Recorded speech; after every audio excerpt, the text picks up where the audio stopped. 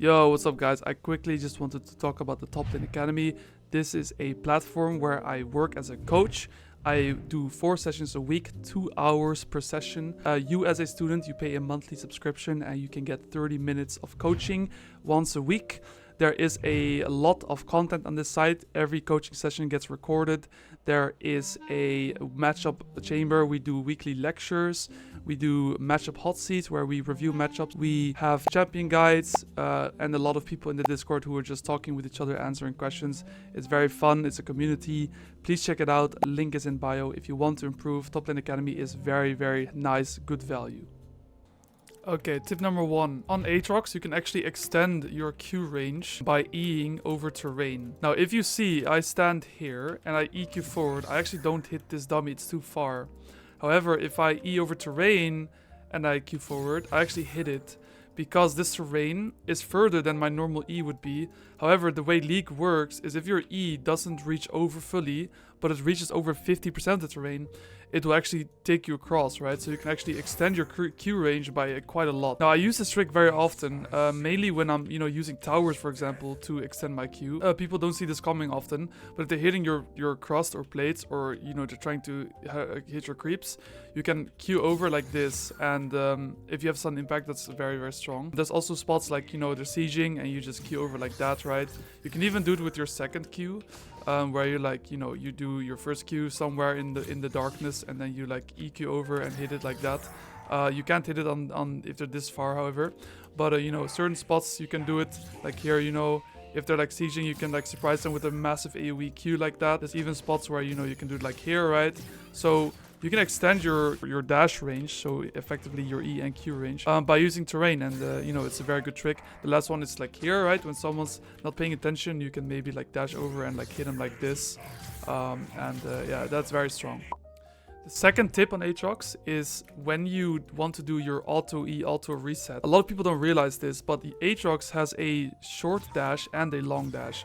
Here I'm doing the long dash, and you can see it takes a little bit. However, if I aim my dash closer to my character, the dash is faster.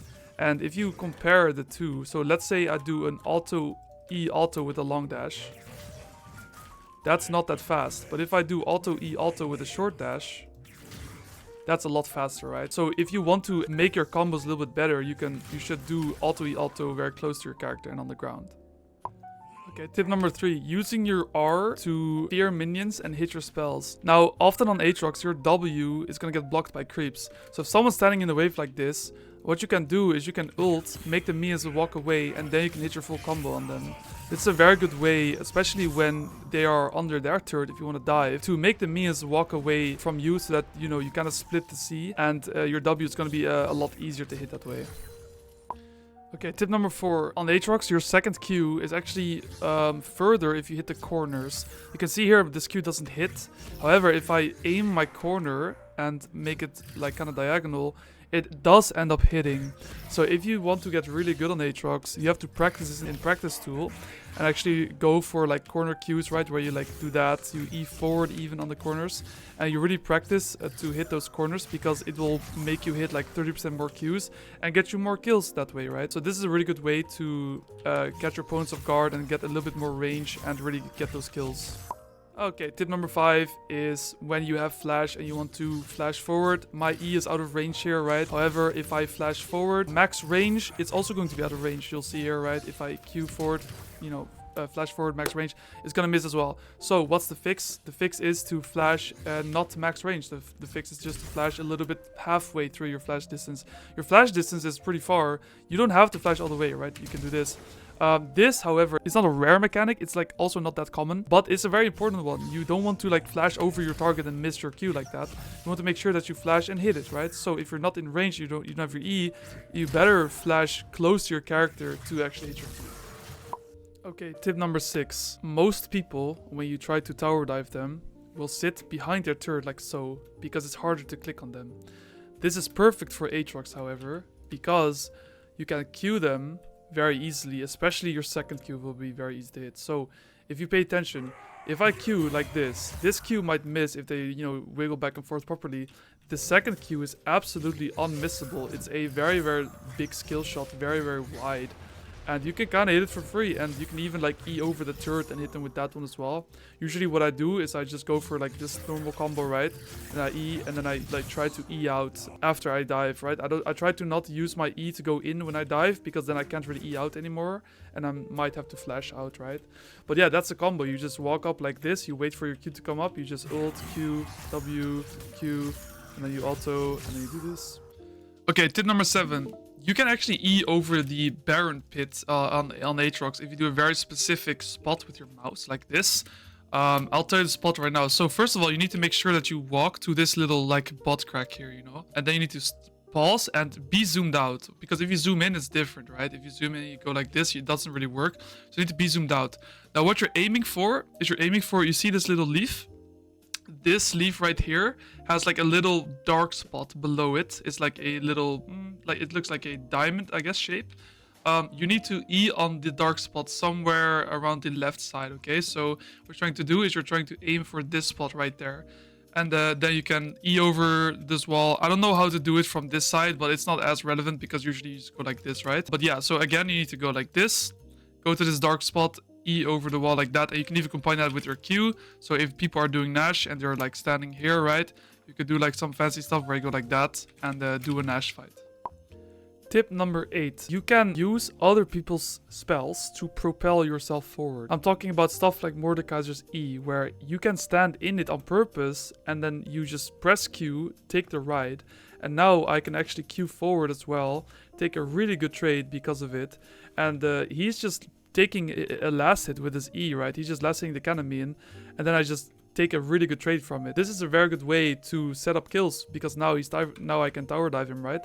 You can see I just press Q, Q, Q, and then I E out, and that's a very good kill. Another example I have is against Cassante, where I do the same thing. I end up going in this fight. Cassante will Q me, I know this, so I QE forward, and I use the extra momentum from Cassante's Q to go even further than I normally go. And this allows me to get the skill on a Mumu. So you can do this on stuff like Singed E. You can do this on other things like, what else? Graga's ult, right? Try to time your Qs with people CCing you. Tip number 9. Try to time your CC with others' CC. This clip is a very good representative of that.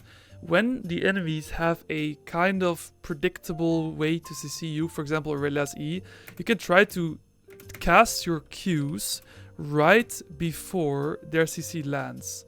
So what I mean is here, I can, while I'm stunned, still damage her because my Q goes through.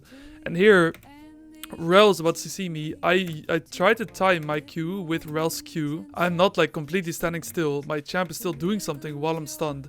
And that way you get the most out of the time you're unable to do anything, right? So I actually end up canceling her jump and kill her because of it. And then I use the, the tower where you dash over the turret, right? And you get extended range on it. And like Rengar roots me with EIQ, right? But that's, I'm not stunned, so that's just normal. Yeah, try to use your Qs right before someone CCs you to get the max value out of the abilities, and you can maybe even outplay sometimes.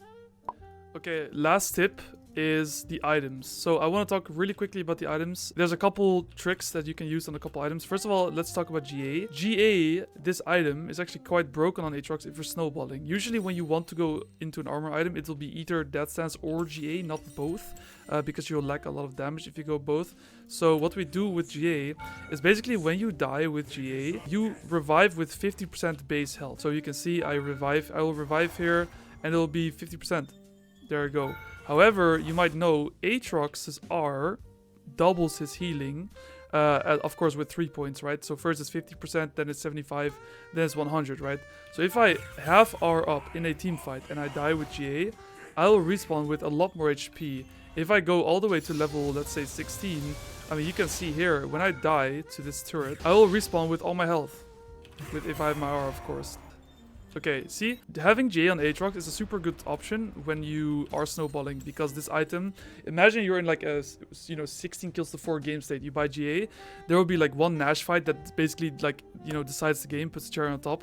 you are incapable of losing that fight when you have GA. So this is a really good third item power spike to buy if you're like Omega snowballing, right? Second one is, so when you have, let's say, Thunder Sky, okay? So Thunder Sky is an interesting item. It heals more based on how low you are, but it has like a cooldown, right? So the lower you are, the more healing it gives you when you alt attack someone. So for example, if someone's chasing you and you want to turn it around and you have R, you can R auto them and you'll heal basically all your health in one auto, and then you can kind of turn it around and people won't expect this amount of healing, right? When you alt attack with them without R, it's a lot less, and where your high HP is a lot less too. So when someone's chasing you, just use this as a tool to kind of misdirect them, misguide them.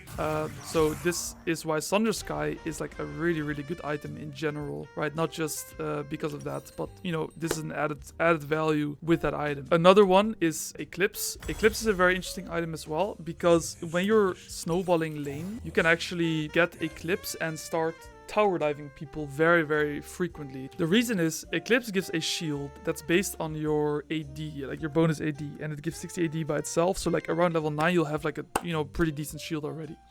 So the reason Eclipse is so good is because when people are, let's say here, you know, farming under turret and stuff, if you're good at timing your Qs and auto attacks with the tower hits, you can actually like get away with some pretty criminal stuff. So here, if I time my Q with the tower shot being mid-air, I can avoid the tower aggro like so, right? I can literally like actually it takes quite a while for the tower to aggro, you can see. So I can even do stuff like this. And the shield will tank the tower shot if I end up taking one. So you can even like QQ walk away. So combine timing your abilities with the tower shot being mid-air and just throwing your Q out there. So you can even auto Q, E out. This is super broken and it allows you to snowball lane super hard. You only have to really just hit one combo on someone and then walk away. And bro, like they're just gonna be in dive range after one little combo, right? And then what you can do is if they back off, you can like clear the wave, right? You can clear the wave, go back here. And now if they try to get back to lane like this, you place a ward right here over the wall. And now you can just basically stop them from coming back to lane. You can even, if they hug the wall there, right? If you paid attention, you can go like this and kill them here, right? And this is a really good way to snowball. So instead of going hubris to snowball, just go Eclipse, and this allows you to go very aggressively on your enemy turret. When you have Profane Hydra, you can incorporate this item into your combos. For example, you can do this, right? It's a very common combo in Aatrox. You do Q1, E, Profane at the same time, forward, and Alto. This basically makes it so your Profane casts during your E animation. And that's very powerful because it is a AoE damage and it scales with your AD. So if you look at the attack, right, it deals 80% of your physical damage around you. So if you have really high AD late game, like this is a very good 6th item to buy, right? Another combo would be to QW, second Q, Profane Alto, E forward, right? So what I did was I W'd, Q, E Profane, Alto, Q, right? So you just Profane during your second Q animation. Or, I mean, right after, I guess. But yeah, this item incorporates a lot of damage into your combos, and it makes your combos very smooth and strong. Yeah, consider buying this.